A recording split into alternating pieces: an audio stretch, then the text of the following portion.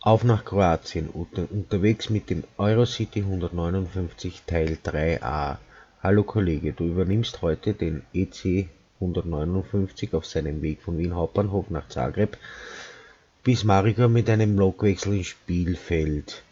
Nachdem du den Zug in Teil 2 schon bis nach Bruck an der Mur gebracht hast, sollte dein Zug bereits aufgerüstet sein. In diesem Teil geht es für dich weiter bis nach Graz. Ankunft 18:33 Uhr, ohne irgendeinen Zwischenhalt. Der Fahrplan ist relativ locker und sollte zeitlich auf jeden Fall gut meisterbar sein. In Graz koppelst du dann bitte die letzten 4 Waggons, 4 statt normalerweise 2, deswegen, weil das Reiseaufkommen vor dem Osterwochenende sehr stark ist. Diese verbleiben vorerst in Graz. Die wichtigsten Daten zum Zug: VMAX 160, streckenbedingt PCP Zugart O, Gesamtlänge 283 Meter, Gewicht des Zuges 515 Tonnen. Maribor wirst du schlussendlich gegen 19:40 Uhr erreichen. Tab-Taste Befehl 40 sollte nicht benötigt werden, wenn doch, erfolgt eine explizite Aufforderung. Gute Fahrt und viel Spaß. Und somit ein herzliches Willkommen zum dritten Teil des Szenario-Paketes mit dem Eurocity 159. Wir fahren heute nach Graz. Wie ihr seht, ich habe da wieder einiges an Updates auf der Maribor-Route drauf. Da war bei dem neuen City Shuttle Szenarien ein Link dabei wegen eines Grafik-Updates für die Strecke. Den habe ich mir natürlich gleich drauf gegeben. Nur leider konnte ich das Veggie-Update nicht installieren, weil man da die dazu benötigte Albula-Line, glaube ich, ist das von Thompson oder so, die fehlt mir leider. Fragt mich nicht warum, ich hab die nicht und ich will nicht extra Geld dafür ausgeben, nur damit ich eine Strecke, die mich nicht interessiert, die ich nicht brauche, weil ich sie nicht fahre, möchte ich nicht unbedingt kaufen, nur damit ich ein paar warm kriege, sage ich mal. Wie gesagt, ich zeige euch das. Wir fahren heute wieder mal mit einem wunderschönen Brennerlok. 150 Jahre Brenner, ÖBB 1116, Taurus, Siemens, von wem sonst. Jo, das Wetter ist schön. Das Grafikaktiv wird mir irrsinnig gut von den Farben her und so, also es ist weitaus besser geworden. Ja, und schon mit der ASB. Und wir können schon.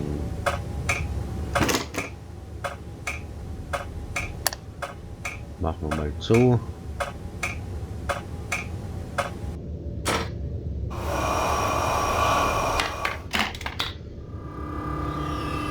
Dadurch, dass der Zug schon aufgerüstet ist, haben wir nicht wirklich Probleme zum Wegfahren. Wir können eigentlich schon 50 gehen, nicht mehr das her. Das habe ich das letzte Mal schon gesagt, das sind ja die 40 Merkt vom Wechselblinken. Was ich persönlich ja ganz toll finde,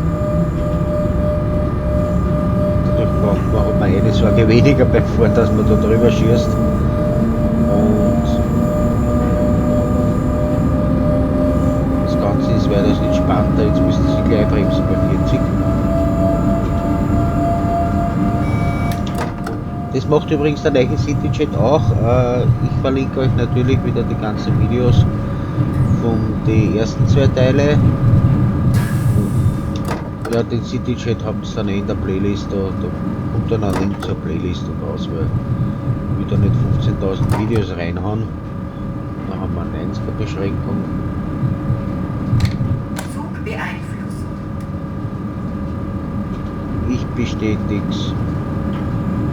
Ich habe mal gehört, dass man alles, was unter 100 ist, bestätigen soll. Jetzt habe ich den Roadrunner vergessen.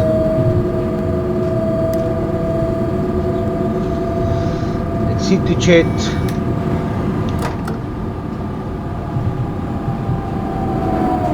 Ich glaube, jetzt können wir schon auf 90 gehen.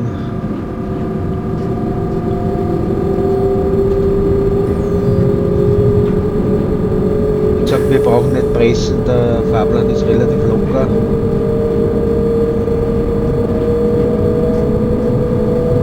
Ich hoffe, die Grafikeinstellungen passen euch. Wie gesagt, dieses Ambient Light, das ist halt leider mein Favorite-Zeug. Bis jetzt hat sich noch keiner beschwert, wenn es euch nicht gefallen sollte. Nicht so weit. Papa ist blind. Na, egal. Na, wo er die Hohe passt, die Hochsitzposition ist mir eh lieber. Ja, wir befinden uns wie immer in der Lunge Österreichs, in der Grünen, in der Steiermark. Schaut schon besser aus jetzt. Die Farben haben sich ein bisschen geändert seitdem. Natürlich sind die Matrix drauf, das sieht man aber glaube ich eh. Ja, sonst ist man da nicht wirklich was. Einfach so nicht, vielleicht schon. Sonst hat sich nicht wirklich viel geändert. Die Weitsicht ist ein bisschen besser, das war vorher ein bisschen aufblocken, ein bisschen ungut, aber sonst. Ich weiß, dass viele jetzt momentan alle auf den CityChat, Entschuldigung, schauen. Ich habe schon ein Video aufgestellt im CityChat. Möchte eventuell noch ein zweites machen, aber ich möchte wieder mal mit der 4020er fahren. Da wird sicher was kommen in den nächsten Tagen. Und beim Teil 3b hoffe ich, dass ich das müsste sich ausgehen, dass ich da dann schon den 5022 besitze, der mir leider bei diesem Szenario fehlt. Was aber nicht wirklich ins Gewicht fällt, weil das eben nur zwei abgestellte Garnituren sind.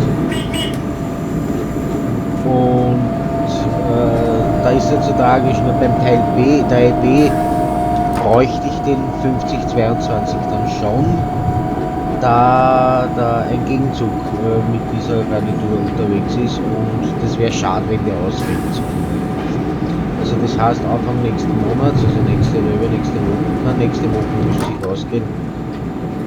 Na, da bringe ich vielleicht dazwischen noch was anderes. Mal schauen, wie es sich ausgeht. Dass ich mir dann den 5022er besorge. Und nächste Woche soll ja angeblich auch die neue Route von EC159 kommen. Schauen wir mal, ob die kommt und wie die dann ausschaut. Ich hoffe, dass das mit den Updates bzw. mit den Verbesserungen, die jetzt da drauf haben auf den ganzen EC159, die haben eigentlich bei beide Griffen also aus, sowohl bei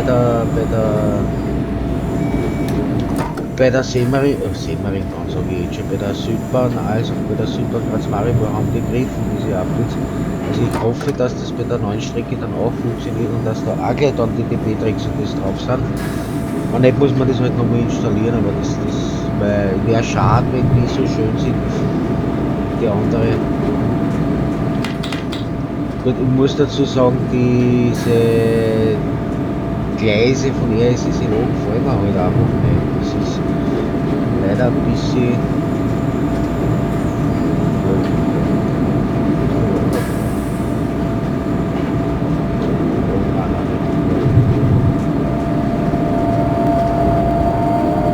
Aber wir sind auch noch für sich gut in der Zeit.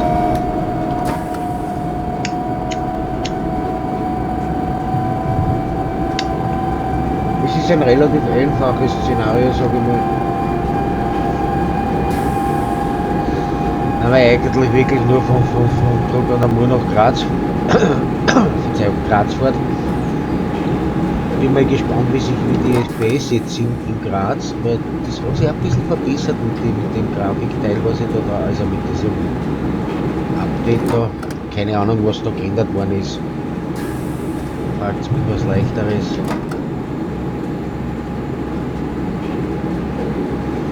Ich weiß es wirklich nicht.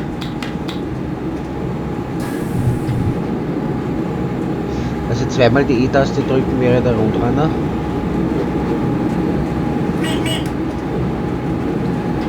Beim Siemens darf man jetzt gültig dann auf 140 beschleunigen, aber ich würde mal sagen, zeitmäßig sind wir voll im Soll. Wir haben 1,5 Minuten, fast 2 Minuten plus, nein, 1 Minute haben wir plus.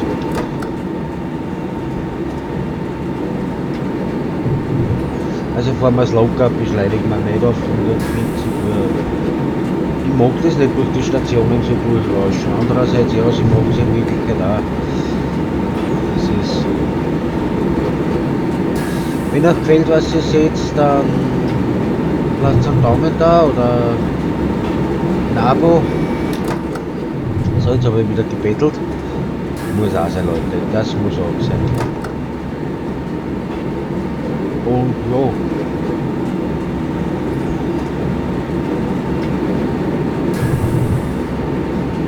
Dann haben wir da Kühe. Da haben wir dann Kühe. Ich meine, sie haben schon einiges verbaut. Also es ist die RSSLO-Strecken, wenn diese blöden Gleise nicht wären und ab und zu ein paar Systemfehler von der Signalisierung her, aber da war was fehlen, okay, das sind Kleinigkeiten, so wie da kann man eventuell drüber sehen, drüber hinweg sehen, aber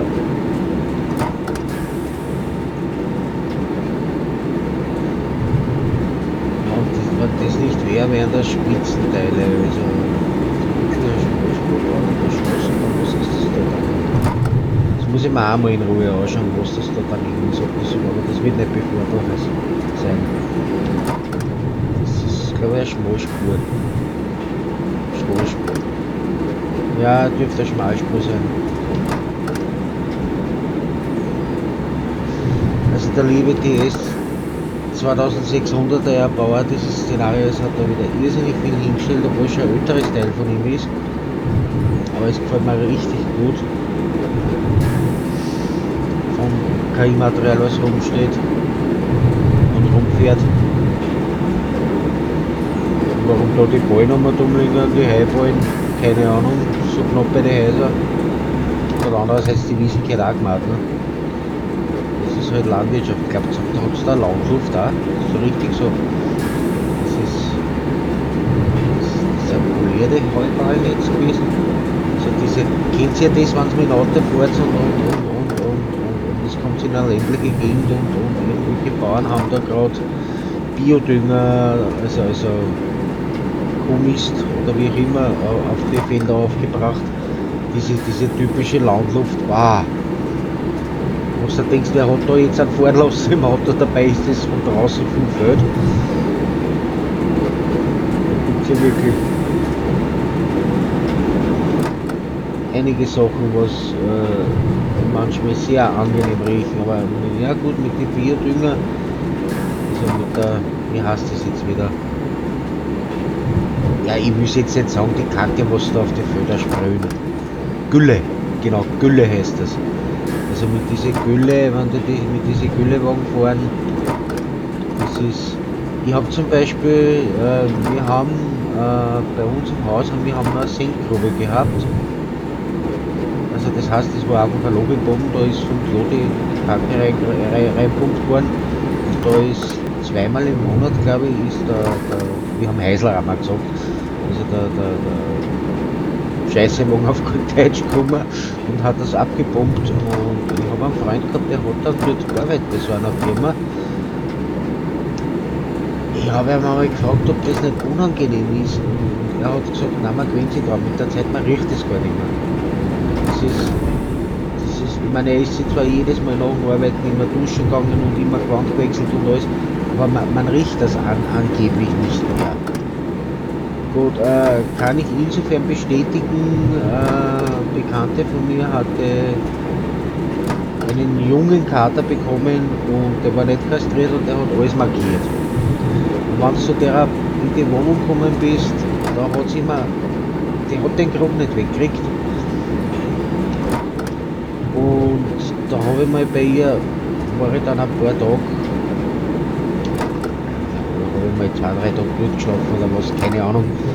Und ich habe das dann auch nicht mehr gerochen.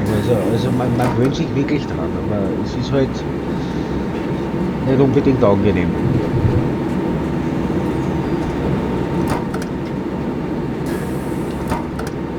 Sag ich mal. Da ist wieder so eine Stützwand. Jetzt kommt dann auch 80er. Ich bremse es. Ich weiß, man soll nicht unbedingt, aber die regelt ist so schön runter, die AFB. Also gehen wir einfach mit der Sollgeschwindigkeit runter dann. Und ja, ich werde in nächster Zeit ein Video bringen, wie man die 4020 mit dem Mausal fährt. Also mit dem AFB-Hebel. Das war zu schnell, das war viel zu schnell, wir sind wahrscheinlich viel zu früh. Und dann holen wir wenigstens die Bremskurve ein. Ja, das geht sich wunderschön aus, Leute. Weil baureintechnisch ist es laut, das hat man Lokführer von der ÖBB hat man das mitgeteilt, dass man im Handbuch der 4020 in der Bedienungsanleitung oder Betriebsanleitung oder wie das heißt, steht dezidiert drinnen, dass es erlaubt ist mit der 4020, das ist die Schnellbahn, diese mit dem AFB-Hebel, also mit dem Mausal zu steuern. Das ist irgendeine alternative Steuerung. Und der hat mir gesagt, der fährt eigentlich nur so. Ich möchte es einmal austesten, wie das geht. Also das ist, da bremst man sich mit der AFB auf 0, bleibt faktisch mit der AFB stehen, greift den Leistungshebel gar nicht an, macht es eigentlich nur mit einer Tasten und mit der AFB. Also das ist aber, das erkläre ich dann, wann ich das da vor, aber das hat jetzt nicht wirklich viel Sinn, das zu erklären, weil ja, mein Glas in Wien, nein, doch nicht. Aber da kommt doch was. Ja, da kommt was. Es kommt was.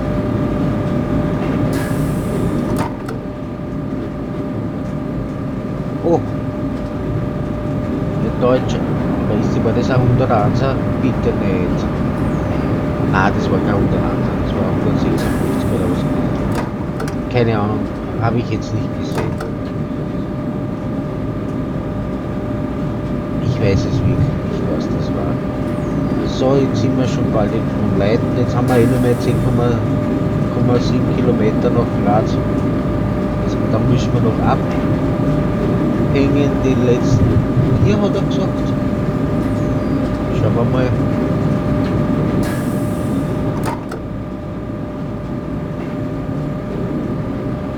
Da wird eh noch eine Anweisung kommen, hoffe ich. Ich glaube, die letzten 4 müssen wir dann noch abhängen in Graz. Und dann haben wir das eh schon wieder durch. Wie gesagt, das mit der 4020 möchte ich auf alle Fälle machen. Dann möchte ich bringen mit der 1014 ein paar Videos, weil die wird etwas vernachlässigt, meiner Meinung nach. Und mit der 1142, dann sollte ich mal irgendwann einmal die 1042 zusätzlich nehmen. Dann auch mit der 1042 war es. Transalpin möchte ich fahren. Da muss ich noch schauen, ob ich irgendwelche Szenarien finde, beziehungsweise auch nicht, dann muss ich mir halt selber was machen. Transalpin, der 4010er ist gewöhnungsbedürftig zum Fahren, aber es ist eine irgendwie Bahngeschichte. Leider gibt es den 6020er nicht, beziehungsweise den Ansatzalter Transalpin, den ganz alten. 6020er mit den 3 Fenster, die S-Bahn wäre natürlich total cool, wenn es die geben würde. hat sich noch keiner erbarmt, das Teil zu machen. Es gibt auch nicht wirklich schöne Dieselgarnituren,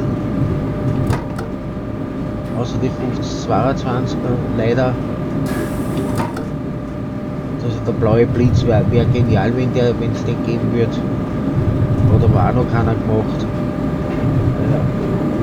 Ist halt natürlich auch schwierig wegen die Strecken, sage ich einmal, weil jetzt wird es ein bisschen laut, weil wir uns gerade abschalten, weil ja die Strecken doch auf neuerem Stand sind, aber man kann ja einen Nostalgiezug oder irgendeinen Sonderzug machen von irgendwelche Bahnfreunde. Wie gesagt, das ist alles durchaus möglich. Oh, jetzt haben wir Schutzstrecke.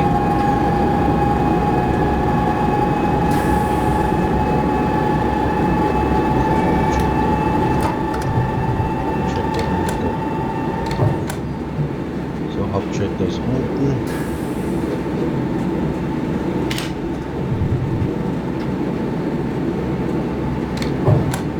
Hauptschalter ist wieder drin.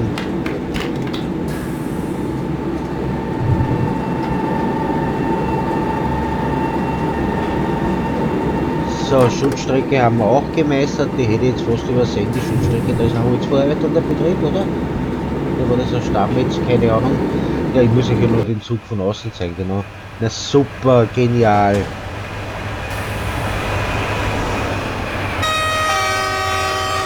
Wollen wir noch nicht haben? Ah, nee. Nee. Ja.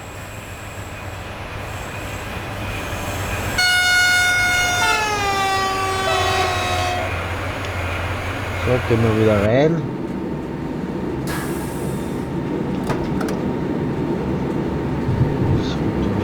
30 dürfen wir jetzt dann.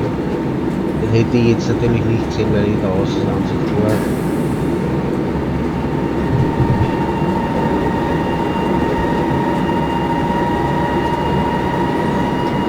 Ja, wir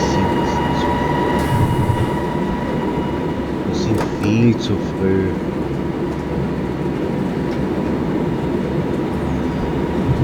Vor allem, wenn ich jetzt zum Beispiel mit der 4020 fahre, 4020 sage ich jetzt schon, wenn ich jetzt zum Beispiel mit der 4010 am Transalpin fahre und das nicht als Nostalgiezug nehme,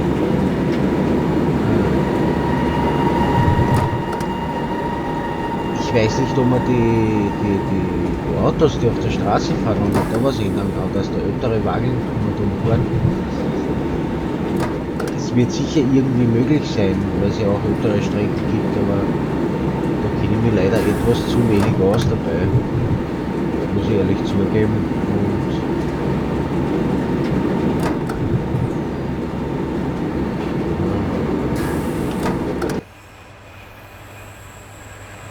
Und machen wir nochmal und wieder ohne Mast, na gut. Jetzt einmal ohne Signal. Sorry, ich brauche das für mein Ego. Jetzt so das Mutter gehabt. Naja gut, das kann man ja ausschneiden. Wegen der Thumbnail jetzt. 120 haben wir da irgendwann. Oder Beeinflussung. Oder was? Nö.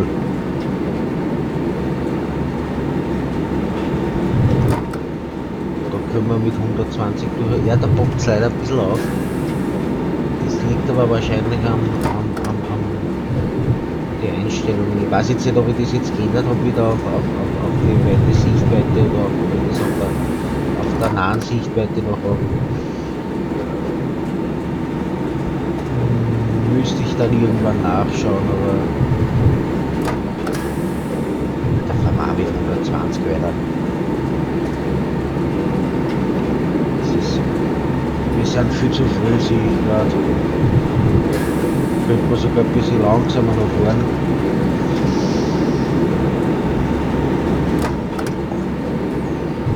Aber ja, c'est la vie, so ist das Leben.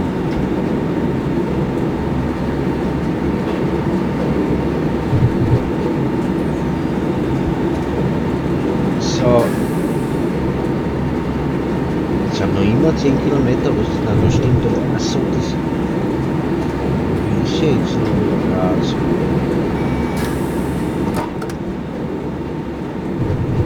Also, da stimmt das Route anscheinend nicht. Habe ich gerade gesehen, an und für sich anscheinend doch noch mehr, weil die 10,69 stehen dann schon ewig.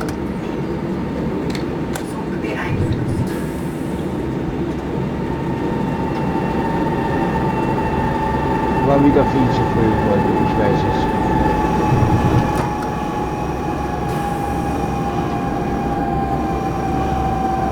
Ich bin halt leider da ein bisschen übervorsichtig. Jetzt City-Chat. Das ist aber der von EC159 natürlich, das ein älteres Szenario ist.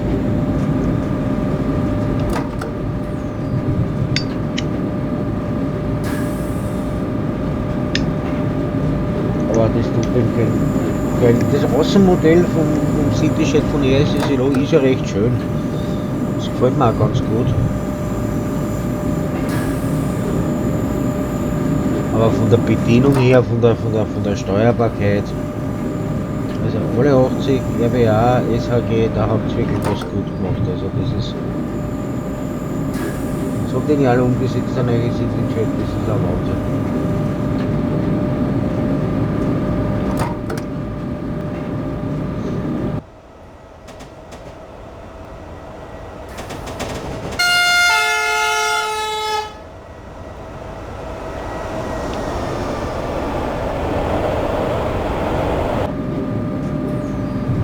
Wir rauschen weiter. Es wird schon etwas bergiger. Also die Schluchten sind ja auch sehr schön, logischerweise. Aber haben die nicht teilweise so Netze drüber gespannt, so, also beziehungsweise oder haben sie das vergessen oder sind da keine, wie gesagt, ich weiß, dass ich das teilweise bei Straßen habe ich das schon gesehen. Da sind dann über diese Felsen wegen Runterfallen von den losen Steinchen, Steinchen, Geröll, noch, dass es rausbringt. Sind da so Maschendrahtzaun drüber gespannt. Das wird kein Maschendrahtzaun sein, aber das sind so Drahtgitternetze halt. Und ich glaube, das sieht man nicht wirklich, auch wenn es überhaupt verbaut wären.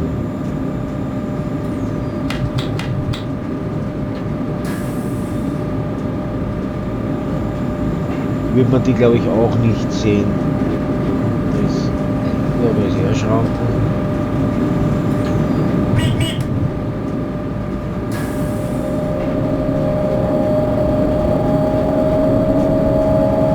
Wir sind noch gut in der Zeit.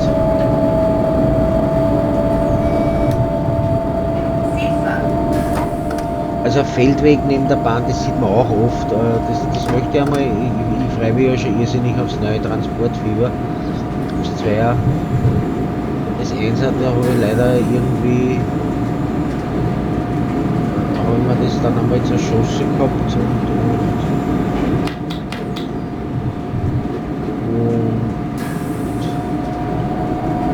fragt mich nicht warum, da hat es wieder mal was gegeben im Workshop. Und ich Doll habe die ganzen Mods jetzt in dem Fall, weil Transportfieber hat ja Mods aus dem Workshop runtergeladen gehabt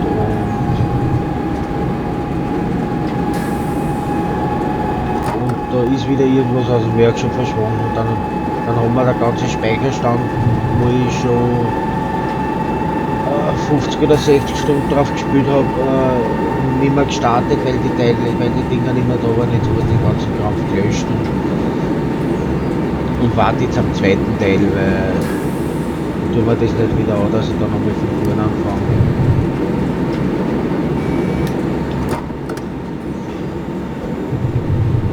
Drehsimulator traue ich mich nicht irgendwas zu basteln, streckenmäßig und so, da traue ich mich nicht drüber, es würde funktionieren, aber Ehrlich gesagt, da habe ich zu wenig Ahnung davon, weil da muss man so viel beachten.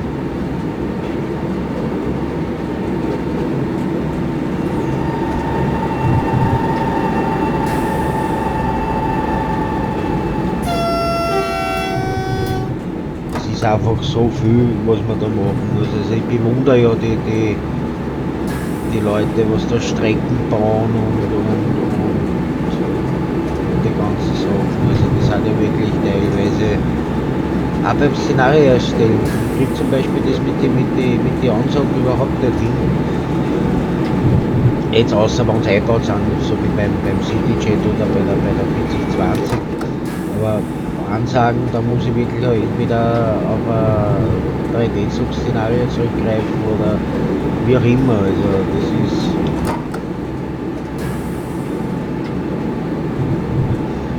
für mich irgendwie ein schwarzes Tuch, sagt man das so? Graues Tuch, keine Ahnung. Ich krieg's halt einfach nicht. Das ist, wir sind viel zu früh.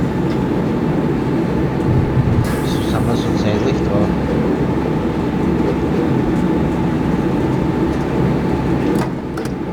Es ist ja Wahnsinn, wie früh wir sind. Okay, der Fahrplan ist sehr locker. Das hat er aber auch geschrieben. Also. Aber wie gesagt, die Szenarien von TS2600 sind absolut empfehlenswert. Man muss halt natürlich das ganze österreichische Rohmaterial haben, größtenteils. Man kann, wenn man sie auskennt, kann man ja die Rollmaterial teilweise mit RW-Tools tauschen oder direkt jetzt mit dem Editor,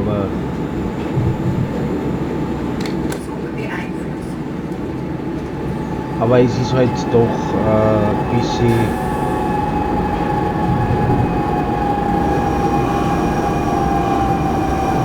sorry, ich habe gerade eine SMS gekriegt, das ist leider wichtig. Ich weiß, man soll nicht texten beim Fahren. Ein bisschen schwierig, wenn man diese RW-Tools macht auch nicht immer das, was man will.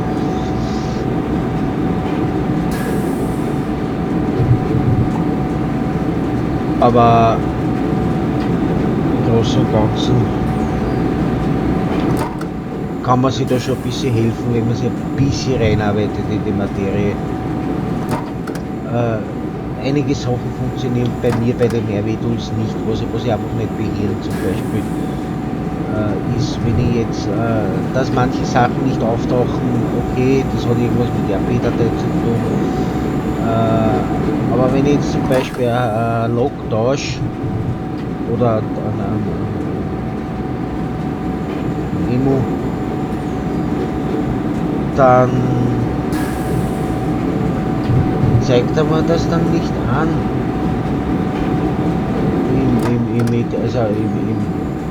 im Spiel. Da steht immer noch vorne bei der Beschreibung das alte Rohmaterial und ich weiß nicht, wie ich das ändern kann.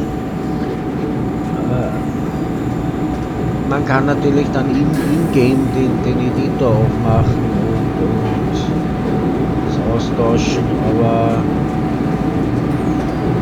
ehrlich gesagt, das ist auch wieder so eine Sache mit dem Editor, oder? Dann stürzt er das Grafewerk an und also wenn ich zum Beispiel, ich habe jetzt letztens für das Szenario mit dem CityJet habe ich den SHG CityJet gegen den andersrum. Den RSSLO CityJet habe ich rausgenommen und den SHG CityJet habe ich reingetan. So rückwärts. Und dadurch konnte ich natürlich das Szenario auch mit dem neuen fahren. Nur ich habe den nicht tauschen können im Szenario-Editor, weil ich bin bei den Hauptbahnhof tief oder man einfach nicht hingesetzt und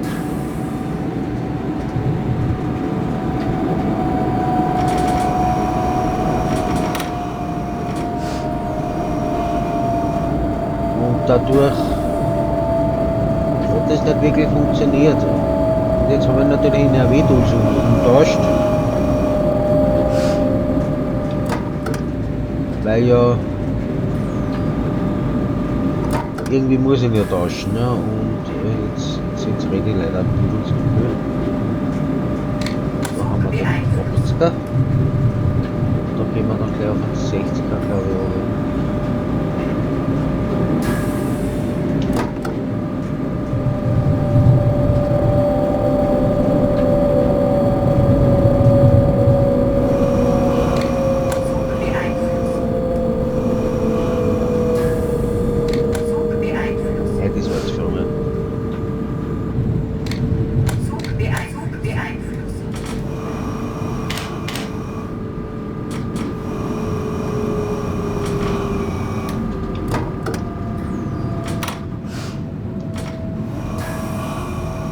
Räumen wir mal rein auf Graz. Ich weiß, ich bin viel zu langsam. Aber da hat es mich schon mal einbremst, gewaltig. Ich weiß aber nicht warum. Also.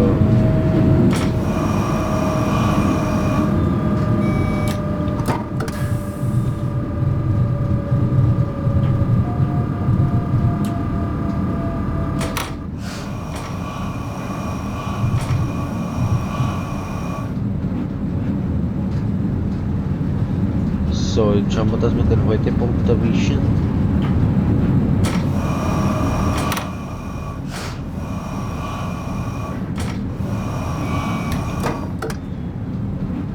Da können wir noch drüber, da hat er mal einen Haltepunkt gesetzt.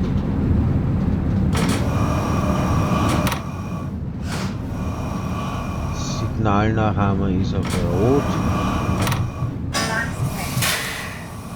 Warum? Ich verstehe nicht, warum man mir da jetzt eine Zwangsbremsung gegeben hat. Ich war unter 20, oder? Hätte ich da nochmal bestätigen müssen. Egal. Zwangsbremsung. Ja, Ruhe. So, machen wir mal die Türen auf. Egal, wir stehen halt ein bisschen weiter hinten. Das wird wurscht sein. So, den Haltepunkt haben wir halt nicht erwischt. Entweder ist das ein Signalfehler oder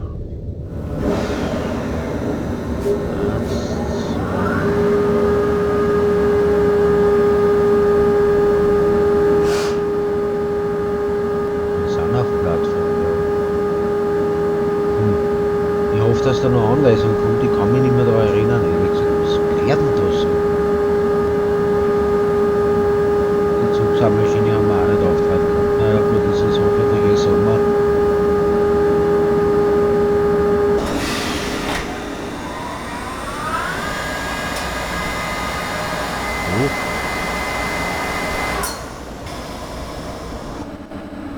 Aber wir sind eh schön drinnen, also. Aber wie gesagt, es ist mir ein Rätsel, warum es mir da jetzt zum Schluss eine Zwangsbremsung reingehauen hat. Ich weiß es wirklich nicht. Ich habe keine Ahnung. Ich hoffe nur, dass wir jetzt die richtige Anweisung kriegen, damit haben wir so. Wie viele Waggons? Ich glaube 4 waren es. Oder waren es 2? Na, 4 glaube ich waren es zum Abhängen. Aber das sehe ich dann ja eh hoffentlich.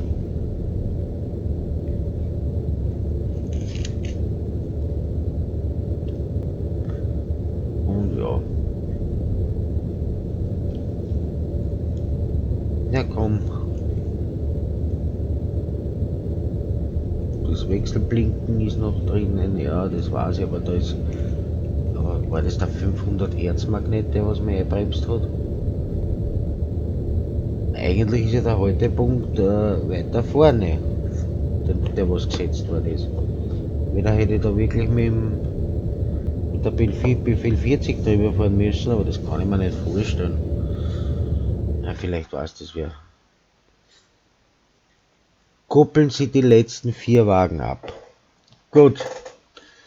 Das machen wir aber jetzt einfach beinhart von innen.